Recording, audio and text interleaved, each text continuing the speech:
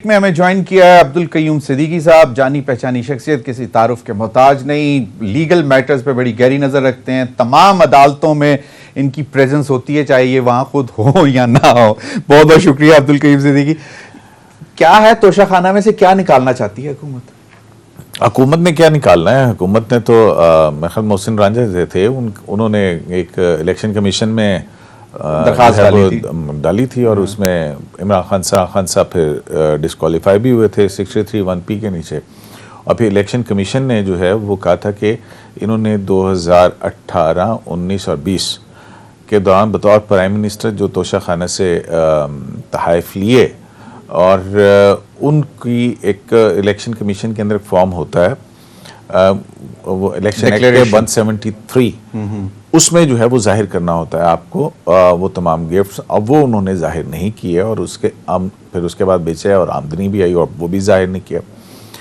तो इन गोशवारों की बुनियाद के ऊपर उनको पहले तो डिस्क्वालीफाई किया गया था, फिर इस्लामाबाद हाई कोर्ट में वो गए और उसमें जो है वो फिर इलेक्शन कमीशन ने क्रिमिनल जो प्रोसीडिंग्स थी उसके लिए सेशन को डिस्ट्रिक्ट एंड सेशन जज जो डिस्ट्रिक्ट ऑफिसर है इलेक्शन कमीशन का, उसकी तरफ से फिर वो दरख्वास्त वहाँ पे गई, वो रेफर जो है मुकदमा किया गया था। और उस मुकदमे के ऊपर क्या आया, सेशंस कोर्ट इसको सुने या ना सुने, उस पर मेंटेनेबिलिटी के ऊपर फैसला महफूज कर लिया था डिस्ट्रिक्ट एंड सेशन जज जफर इकबाल की अदालत में।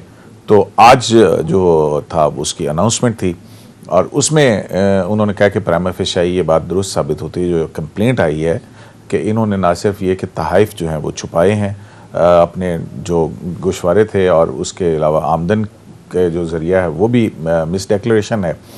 तो बादियो नज़र में जो है ये केस बनता है, तो लिहाजा इमरान खान साहब का जो है वो ट्रायल शुरू किया जाएगा। अब उसके लिए इमरान खान को ज़ाती हैसियत में 9 जनवरी को तलब कर लिया है। इमरान खान साहब कल कह रहे थे कि मैं तो चाहता हूं कि मैं किसी ऐसे फोरम पे जाऊं, लीगल फोरम पे, और ये तोशाखाना हो और फिर दुनिया देखेगी कि अल्लाह मियां उनकी मदद करेगा और वो सुर्खरू होकर निकलेंगे।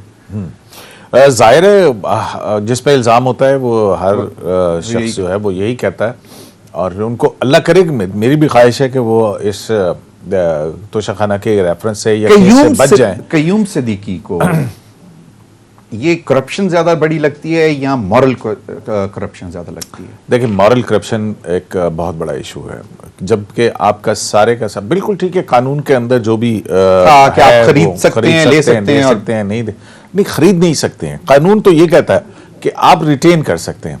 ओके, एक सर्टेन है कीमत उसको देके आपको एक गिफ्ट मिला है, आप वो उसके पैसे देके रिटेन रख सकते हैं। रियासत को मिला ना, रियासत से आप ले सकते हैं कि जी मैं इसको रख सकता हूँ अपने सीने से लगा के कि अपने अच्छे वक्तों की आपकी निशानी ये रखी जा सकती। अब इसमें बहुत सारी चीज़ें हैं, अब तो जिस तरह की चीज़ें सामने आ रही हैं वो तो ये अरबों का सोना के जेवरात, अब ये अरब मतलब आई डोंट नो, ये तो गवर्नमेंट की तरफ से आज तलाल चौधरी साहब ने इल्जाम रिपोर्ट हमने फाइनल कर ली है। आज तलाल चौधरी साहब ने ऊपर बैठ के, वैसे तलाल चौधरी साहब किस कैपेसिटी में कर रहे थे? सलमान शहबाज साहब ने किस कैपेसिटी में प्रेस कॉन्फ्रेंस की, लेकिन देखें बात ये है कयूम सिद्दीकी साहब का सवाल था कि सुलेमान शहबाज साहब ने प्रेस कॉन्फ्रेंस, उन्होंने प्रेस कॉन्फ्रेंस नहीं, वो प्रेस टॉक कर ली थी। ये तो बाकायदा एक बैठ के प्रेस कॉन्फ्रेंस की। Anyways he is the son of the prime minister, but he don't belong to any political public office नहीं है, कोई पब्लिक ऑफिस नहीं, पॉलिटिकल पार्टी नहीं है कि अगर मेरे अब्बा हैं तो मैं उनको। लेकिन बात यह है कि उस तरह की मुझे तो गलत लगता है कि इस तरह से की बात नहीं करनी चाहिए थी। मैं नहीं छोड़ूंगा, ये नहीं, वो बताते हैं कि हाँ आप किसकी तरफ से क्या नहीं छोड़ेंगे, क्या नहीं करेंगे। एनीवेज ये तो अब दस्तूर चल निकला है। अगर इमरान खान साहब मुसलसल जो है वो एक दूसरे के ऊपर बगैर सबूत के चोर, डाकू, डकैत कहते रहते हैं, अदालतों से बरी होने वाले मुकदमात में भी वो नहीं मानते हैं, वो कहते हैं कि हाँ जी ये तो चोर हैं। सो जो एक माहौल जो बन चुका हुआ है वो तो अपने आपको ज़्यादा बेहतर है। और फिर दूसरी तरफ से आता है कि जी इमरान खान साहब एनआरओ मांग रहे हैं कि मुकदमात ख़त्म करो, मैं असम्बलियाँ तो ये सारी बातें जो हैं ज़ेब दास्तान हैं। अब मसला ये है कि इमरान खान साहब का अब होने शुरू लगा है ट्रायल। अब इस ट्रायल को अगर आप इंटरेस्टेड हों कि हाँ ये किस तरह से शुरू होगा, तो वो उसके बारे में मैं आपको बता देता हूँ कि आज से कैसे होगा। फिर हमने जरा नैब के हवाले से जो केस चल रहा है सुप्रीम कोर्ट में, उसमें बड़े इंटरेस्टिंग रिमार्क्स आए हैं ऑनरेबल जजेस के। हाँ, उस पर भी जरा मैं चाहूंगा आपका। देखिए, अब ये होगा ये कि इनको जाती तौर पर पेश होना, ये क्रिमिनल ट्रायल है और इसमें पेश होके इनको जाती तौर पर मचलके देने पड़ेंगे, जमानती मचलके दाखिल करने पड़ेंगे कि ये हर पेशी के ऊपर पेश होंगे, क्योंकि अब सेठिया में ट्रायल नहीं हो सकता। तो ये मुल्जिम का ज़ाती तौर पर पेश होना ज़रूरी है वहाँ पे। उसमें इनको जो है वो पहले कागजात दिए जाएंगे, 7 दिन का वक्त दिया जाएगा और इनका जवाब आएगा, और जवाब आने की सूरत में आगे मुकदमा चलेगा और फिर इसके बाद चार्ज फ्रेम होगा, जिसके बाद एविडेंस ले डाउन होगी, जिस पे इमरान खान साहब को भी कटहरे में आना पड़ेगा, अपना बयान देना पड़ेगा और उसके ऊपर क्रॉस एग्जामिन भी होगा। और इसी तरह से जो एविडेंस आएगी, जो गवाहान पेश होंगे, उनके ऊपर क्रॉस एग्जामिन दोनों सूरतों में करना पड़ेगा। फिर उसके बाद जो है वो दलाइल होंगे और फिर जो भी ट्रायल का फैसला आएगा वो होगा। सही है। अब आ जाएं, जरा रिमार्क्स आ रहे थे कि भाई लगता ऐसे है कि ये उन्होंने तरामीम की हैं नैब ऑर्डिनेंस में, नैब लॉ में, और उन लोगों ने मतलब किए हैं जिन्होंने फायदा लिया उससे। ये रिमार्क्स ये जो है मैं बताता हूँ, ये बिल्कुल ये कल की जो है वो समात के अंदर ये हुआ, और वो समात जो थी ये 2-3 दिन जो थे बड़े अहम थे। और ये सिलसिला शुरू हुआ जस्टिस मंसूर अली शाह साहब की तरफ से। जस्टिस मंसूर अली शाह जो हैं ख्वाजा हारिस, आपको पता है कि इमरान खान साहब के वकील हैं, और नैब तरामीम को इमरान खान साहब ने चैलेंज किया हुआ है इंडिविजुअल कैपेसिटी में। तो उनके वकील जो हैं तकरीबन 1 महीने 28-29 घंटे की समातों में उनके दलाइल जारी थे, मतलब कई महीनों से ये जारी है। तो वो अपनी कंक्लूड करने से पहले मंसूर अली शाह साहब ने कहा था कि मैंने आपके आखिरी दिन के लिए 2 सवाल रखे हुए। तो वो 2 सवाल जो हैं वो 3 दिन पहले पूछे गए। कि पहला तो सवाल ये था कि नैब ऑर्डिनेंस के अंदर हाजिर सर्विस फौजी अफसरान क्यों नहीं आते, उनको इस्तिस्ना क्यों हासिल है, इस सवाल का जवाब दीजिए। और दूसरा सवाल जो था कि जब लोग आपको मुंतखब करके पार्लियामेंट में भेजें और एक पार्टी बाहर निकल जाए और सड़कों पर बात करे, तो उसका फिर क्या लोकस स्टैंड बनता है, जबकि वो पार्लियामेंट के अंदर मौजूद भी है। तो कल जो है बड़ी ज़बरदस्त किस्म की जो है वो ख्वाजा हारिस साहब जो है उन्होंने दोनों सवालों का जवाब दिया, और उन्होंने लुब्बे लबाब यही था कि वो कह रहे थे कि नैब ऑर्डिनेंस के अंदर जो है वो एक हद तक वो आ सकते हैं सर्विंग जो फौजी अफसरान हैं, वो जो कि वफाकी या सूबाई कॉर्पोरेशंस के अंदर आते हैं, तो फिर वो नैब के परव्यू में आते हैं। लेकिन उसके बाद जो है वो रिटायर्ड हो जाएं तो फिर नैब ऑर्डिनेंस की सद के अंदर वो आ सकते हैं।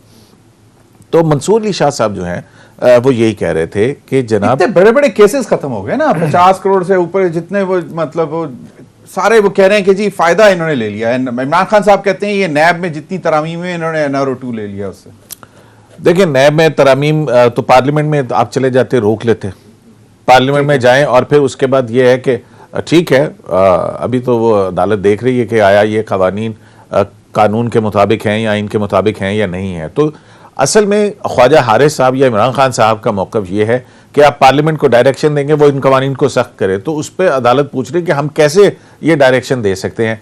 अगर ये कर भी दें हम, तो क्या पुराना कानून बहाल हो जाएगा? नहीं होगा, क्योंकि वो रिपील हो चुका है वो, तो उसको लेकिन उनका कहना यह है कि अदालत जो है वापस पार्लियामेंट में बैठे और जाके फिर वहां पे उसको टेक अप करें। तो उसमें फिर जब ये पार्लियामेंट की बात हुई, तो जिसपे गुज़िश्ता रोज चीफ जस्टिस पाकिस्तान ने 3 जो है वो फ्रेजेस इस्तेमाल किए थे कि प्रॉपरली कॉन्स्टिट्यूटेड नहीं है, ट्रंकेटेड पार्लियामेंट है, और फिर पार्लियामेंट्री कैप्चर है। ये उस वक्त हुआ था जब ये हो रही थी बात, तो उन्होंने कहा कि ऐसी असम्बली जो कि प्रॉपरली कॉन्स्टिट्यूटेड ना हो, उसने लेजिस्लेशन के बाद ये भी कानूनी सूरत-ए-हाल देखनी है। और फिर उस पर जस्टिस इजाजुल एहसन साहब ने ये रिमार्क्स दिए थे कि एक ऐसी सूरत में जबकि जो है वो लोग जो बाहर बैठे हुए हैं असम्बलियों से, और वो अपनी कुछ लोग जो है पार्टी लाइन्स या पार्टियों को जो है वो डायरेक्शंस देते हैं, और फिर उसके ज़िम्मन में ऐसी लेजिस्लेशन आती है जिससे चंद लोगों को उसके साथ उससे फ़ायदा पहुंचता है। तो ये इस तनाजुर के अंदर जो है वो बात जो है वो सुप्रीम कोर्ट ऑफ पाकिस्तान में हुई थी। Where do you see this going, this NAB ordinance? नैब तरामीम जो है वो उसमें कुछ चीज़ें जो हैं, मतलब एक तो ये बड़ा इंपॉर्टेंट है कि अगर 50 करोड़ से कम की करप्शन के केसेस हैं और वो नैब अदालतों में नहीं चलेंगे, तो वो कहाँ चलेंगे, ये एक सवाल जो है वो सामने है। फिर दूसरी बात है, कुछ चीज़ें हैं जिसमें कि शायद अदालत जो है वो उसके ऊपर जाए, लेकिन ये बहुत बड़ा पहले सवाल तो ये है कि पार्लियामेंट की क्योंकि तो वहां सुप्रीम कोर्ट ऑफ पाकिस्तान के अपने भी फैसले हैं जो जिनको सामने रख के किया है, और फिर इमरान खान साहब के दौर के अंदर आपको याद है कि नैब ऑर्डिनेंस के अंदर ऑर्डिनेंसेस के जरिए से कई तरामीम की गई थी, और जो मेजॉरिटी तरामीम है को बहुत सारी चीजें वो मिली थी, एक्निक को, प्राइम मिनिस्टर को, इनको सबको निकाला गया था, डिसीजंस को चैलेंज नहीं हुआ, ये सारी चीजें जो है ये निकाली गई थी। और उसकी वजह यही थी, इमरान खान साहब भी कहते हैं कि ब्यूरोक्रेसी काम नहीं कर रही है, स्टैंड स्टिल हुआ हुआ है, ये भी बात जो है वो अदालत के अंदर हुई, और चीफ जस्टिस पाकिस्तान ने कहा कि ये भी तासुर है। और फिर जब इन्होंने करप्शन का एक इंडेक्स जो है वो दिया कि जो 2002 से लेके और 21 तक का देखें आप करप्शन जो है कहाँ पे है, तो मंसूर अली शाह साहब ने कहा कि उस वक्त तो नैब ऑर्डिनेंस था, तो करप्शन उस वक्त का रैंक पे तब भी यही था। लास्ट मिनट है, आपकी कोर्ट की लैंग्वेज, बादियुल नजर में सियासत किधर देख रहे हैं? बादियुल नजर में सियासत किधर देख रहे हैं? परवेज इलाही साहब और ये इमरान खान साहब, परवेज इलाही साहब, मुझे ये समझ नहीं आती कि 400 अरब रुपए के तरक्याती पैकेज से क्या कहते हैं मैं असेंबली तोड़ दूंगा, ये दिस इज अच्छा चले, ये तो आपका बादियुल नजर हो गया। अब जरा तो देखिए, मुझे नहीं लगता है कि अभी फौरी तौर पर, अब बड़ी इंटरेस्टिंग चीज है कि मुकदमात और तारीखें असेंबलियां तोड़ने की आसपास ही साथ साथ ही घूम रही। 17 को कहते हैं आ जाऊंगा और अनाउंस करूंगा और 23 को करूंगा, ठीक है। और फिर दूसरी तरफ उन्होंने कहा, खत भी लिखा है कि जनाब हमारे इस्तीफे कबूल करें, चाहे एक एक को बुलाएं। अगर स्पीकर एक एक को बुलाए तो 130 दिन तो वो इसमें लगा देगा।